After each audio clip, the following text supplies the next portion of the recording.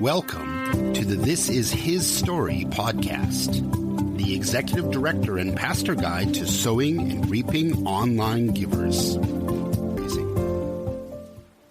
Welcome to episode 28, Should Churches Ask for Money? Well, let me start with why I even picked this topic right now. And part of it is because I have a TikTok. Many of y'all probably don't know that, but it's sort of a hobby, job, / marketing, / I love theology. So I have a Christian TikTok channel. And on there, I made a post recently that got a lot of feedback. And I was just, quite frankly, shocked at the amount of what I thought would have been, heavily skewed one way and went a totally different way. And the post was just a short, maybe not even a 10-second video where I put the average percentage that church budgets give to their pastors. It was just a survey. Like literally, I wasn't saying one way or the other what I thought should be the case. I was just stating, here's the survey results. And it doesn't even matter what they are for this purpose. I don't even remember exactly. And I don't think I really gave a tone or an opinion maybe in the comments other than I certainly believe you don't starve your pastor. Of course, a worker's worth his wages, right? But the feedback I got was shocking. Even a couple of pastors' wives threw in their comments like, hey, my husband works like a slave, or we work 3 jobs as we pastor our church, and we like it. Or better yet, we didn't know we had a choice, is probably what they should have said. But there's a lot of churches or a lot of people out there who believe that you don't give money to your pastor, like their pastors work for free or should work for free or should work poor. They should not have any money. And it just got me thinking how unhealthy the church congregations are. And part of that is this catch-22. The pastors don't feel like they can talk about money because it makes them feel greedy. So it's a giant problem. So I want to talk a little bit about that. So here's some things I'm going to say. And by the way, you may or may not agree. Like, I know one thing that happens a lot in Christendom, especially American, but maybe it's a worldwide phenomenon. But we're all listening with discernment. But the problem is we don't have the same discernment, right? We come in with some preconceived notions and we're listening to see if the other person fits what we believe. And then if they don't, in one little area, we'll throw away the rest of what they have to say because, they're not of sound mind because they don't believe exactly like me. So just give me some grace. I'm going to say things you may not agree with. But I will tell you this. I want to challenge you. I always like challenging myself and the way we think, the lenses that we have on. And I'm okay with pointing out, observing, looking under some traditional rocks, if you will too. So just, once again, I'm not preaching to you, but I'm just going to point out some things as I see them. And then you can challenge them based on the way you see them. And maybe we move the needle. Let's hopefully move the needle in a correct way, a theologically sound way. And it may look different for each one of you based on your denomination, size of church, special situations, right? But there's some things that I see as true that complicate this issue of should churches ask for money or how should churches ask for money. So let's set the table. All right, here we go. First, churches benefit from a tradition, and that's the tradition of just give to your church. We all grow up being told to give to our church. And I know some of you right there inserted the word biblically tells your people to give to the church, but hold that thought. And we at churches benefit from the phrase tithing. Like there is a universal accepted phrase that means give 10% of everything you own to the church. Now, I'm going to challenge that. Certainly, I'm going to challenge it, that tithing was clearly Old Testament, and the New Testament sort of raised the bar as the Lord likes a cheerful giver. Well, that doesn't stop at 10%. And it's not 10% is the baseline. Everything else is above and beyond. But we hear that in church a lot. A lot of churches lord that over. They still use the phrase tithing. So you've got some of you guys doing that, and some of you at least are shepherding flocks who grew up with that wording. and the thought that you are supposed to give your church at least 10%.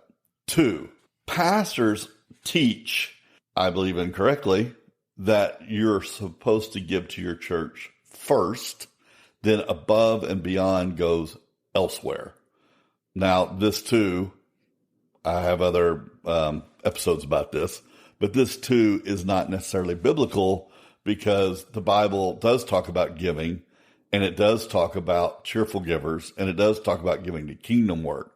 But I challenge you to spend, if you disagree with what I'm saying right now, I challenge you to get back with me.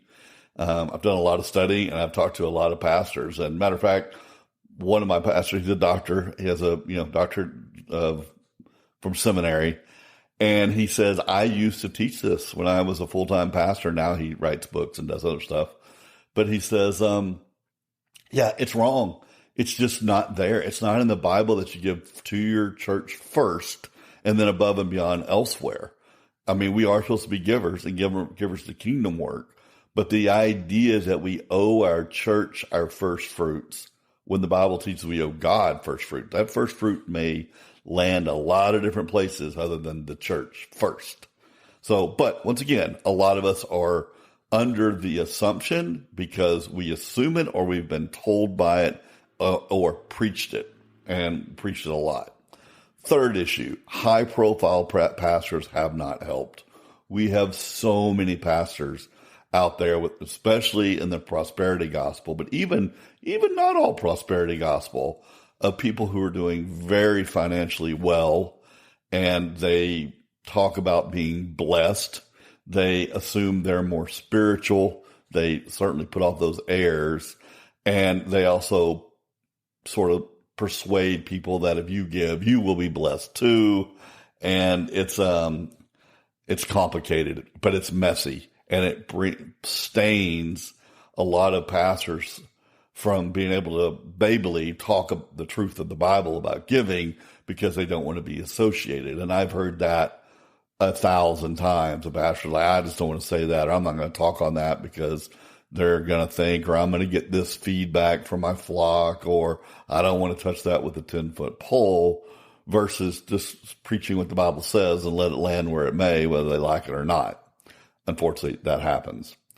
Number 4, churches spend what they collect. And if they make any higher, they normally spend that on more staff, or to build more buildings, or to expand their programs. And many of you are thinking, well, of course we do.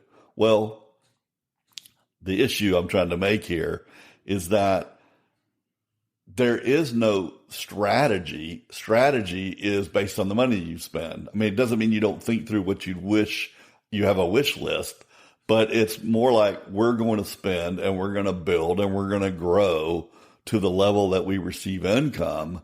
And that's a slippery slope, because then you end up with a gigantic staff, a gigantic building, gigantic programs. And that's not necessarily good.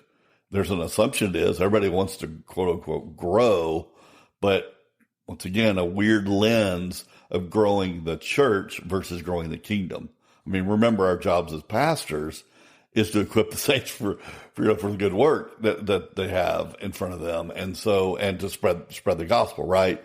A bigger basketball gym in your church so that your kids can play and not hear a league where other kids who might cuss, is that kingdom work? No, it's not, but we can argue that later. All right. 5, many do this building staff programs in the guise of seeker sensitive, meaning we build programs like we need a pretty church or people won't come in. We need outward facing programs or people won't come in.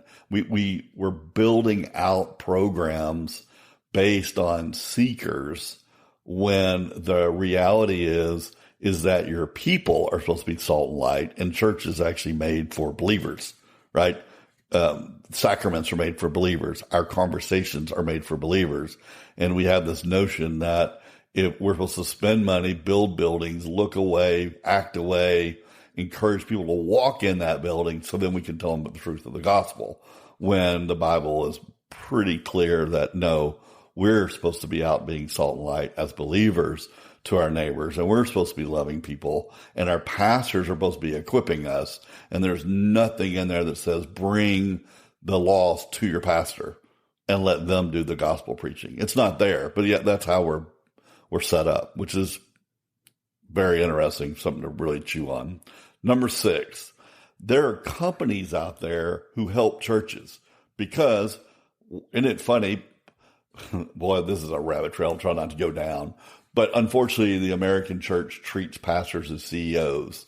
And where God may give somebody the ability to teach, it doesn't mean he's given the ability to be a great CEO, a great leader of staff, all the 10 different hats that people assume pastors wear. And some pastors don't even control their own household income very well. How in the world are they going to control the flock's money and their budget and their resources? They're just not built that way. You're not built that way. No one is perfect like that. It's just not possible. So there are companies out there who help pastors. And there's actually a very interesting position I'm sort of seeing pop up, and that is this. So if you're a church listening, in the nonprofit world, they have development officers, and those are people who look at the database of the people who give to an organization or are connected to an organization. And you can do wealth screening. You can find out which one of them are capable of what I could say, putting commas in checks, right? Writing checks with commas in them, big checks. And they put these development officers or advancement officers over the people that can give, and they build relations with them. They tell them why to give and whatever.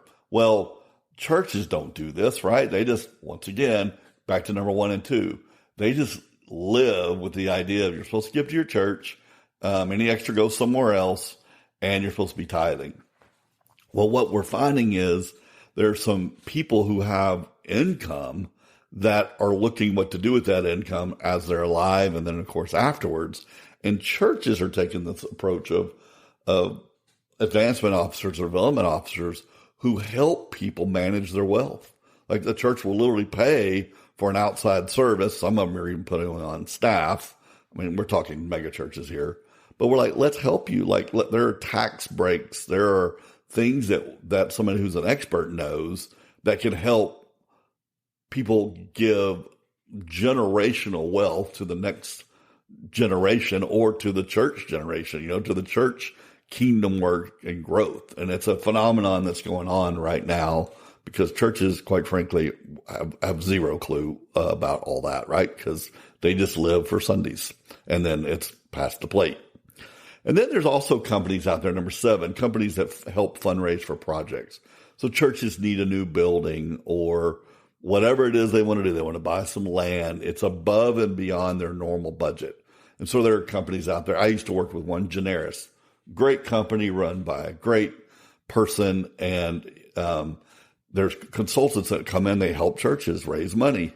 And they're amazing. They do it for a fee. They don't do it off of a commission. Generis is just one of the big boys. They're the big gorilla in the room. But there's other companies like Pursuant. They are more for parachurch ministries like hospitals, universities, outside church. But Generis really try to stay in the church lane and have been doing it for decades. And then there's people like me. I'm a digital fundraiser, meaning I help churches move from passing a plate into the digital collection of generosity. And it's funny with COVID, as everyone went online, I thought I'd be really, really, really busy. But it was funny as churches scrambled to put their service online and then wondered how they passed the plate online. They really didn't take the next step, which was the step I wanted everybody to take, and think through what your digital case for support is. It's not just, we have a place to give, and look, it works. You type in your credit card and hit enter, it works, we get the money. But it's to help people building a case for support. Why should I give to the church? Because all these 8 things I just talked about, those are facts. But most churches don't do a great job explaining why you should give to the church. and give, each week. I don't mean why you should give each week. I'm saying each week, since you meet weekly, you're either not telling a story or at best you're telling the same story. Some of you are a little more sophisticated and have learned to do project-based. Some churches don't like earmarking, so that makes it complicated. But, how I work with churches is I have a kingdom-minded lens. And that's why, quite frankly, it's so much easier for me to work with nonprofits than it is for churches, because nonprofits have this mission. It's a mission. They know how to talk about the mission. Not all of them do it well, but it's easier to talk about the one thing we do. We help build wells in Africa for villages without, clean water. And then we spread the love of Christ to them as we serve them, right? Whatever it is, we help the homeless people in South Detroit. That's what we do. And then they don't normally do a good job of making sure all their digital channels tell the same story. And that's where I come in and help. But with churches are so busy talking about Sunday. Sunday's coming. Their staffs are built for Sunday. They have a rhythm to the week. Everybody just does what they do. It's ministry. It's Sunday's coming. And so they normally have to bring people from the outside to help them with a different lens, because everybody's in the rut of Sunday's coming. And churches have a bigger problem, and that is because they do so many things, and because you won't like this phrase, but they're fundraising for church overhead. At the end of the day, it's, guys, we got to pay the pastor, we got to pay the light bills, we got to pay our mortgage. Like, you need to give to us. And sometimes it's more attractive for a donor to give to a thing that gets their heart going. Like, if they were abused when they were younger, they want to give to a place that helps abused kids. And that's where sometimes their first fruits are going. And churches are over here like, but do you see our pastor has a, Cadillac? He's got to keep paying for it.